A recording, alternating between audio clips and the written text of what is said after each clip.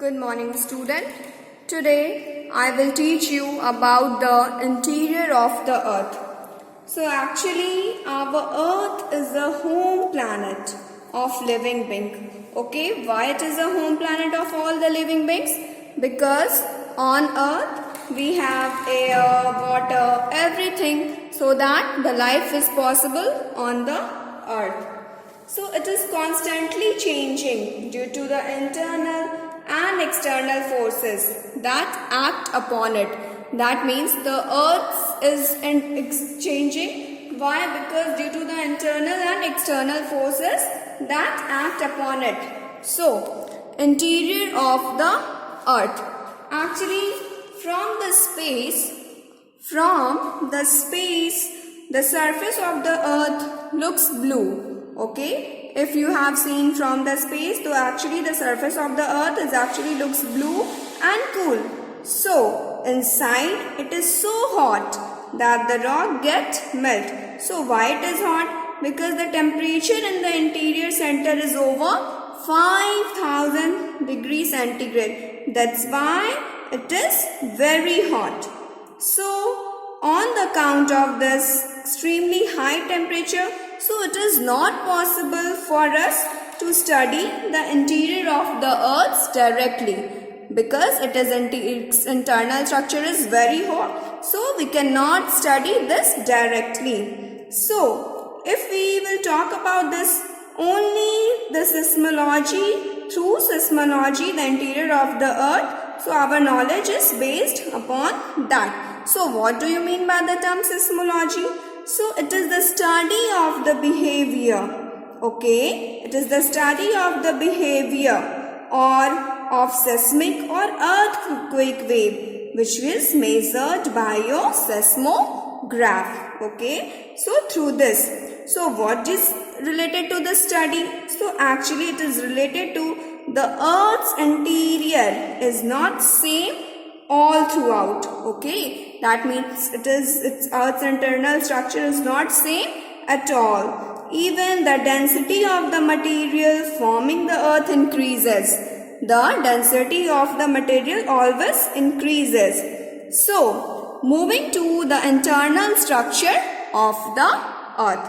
So from this study which I had told you, so it became clear that the earth is made up of three main layers. Okay, the earth is made up of three main layers. First is your crust, second is your mantle, and third is your core. Okay, so we will study one by one. Okay, so today we will study about crust in detail. So actually the crust is the uppermost outer solid layer of the earth.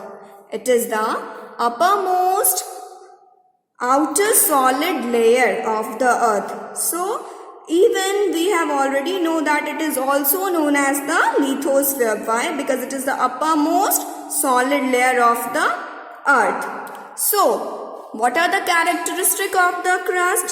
So first is it is the thinnest of all the layer. That means it is the thinnest layer of all the layer. That means other than your mantle and the core, it is most of the thinnest layer. Even the thickness of the earth's crust varies widely. That means sometimes it is about 35 km on the continental masses and 5 km on the ocean floor. Now, the material of which the crust is composed can be divided into light continental and the heavier oceanic material. So what is the light continental material and the heavier oceanic material?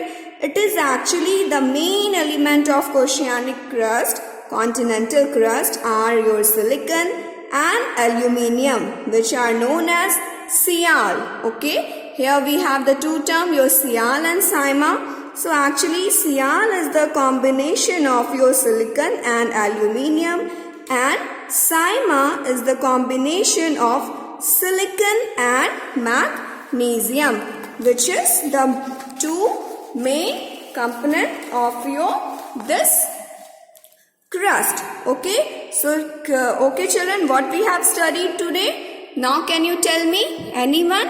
So, today we have studied about the internal of the earth, that is your crust. So, why we have studied about the crust? Because in this chapter we have to study about the crust, the mantle and the core, because it is the internal structure of the earth now. So we cannot study directly. So with the help of seismology we can study this. So actually the crust is your uppermost layer of the solid.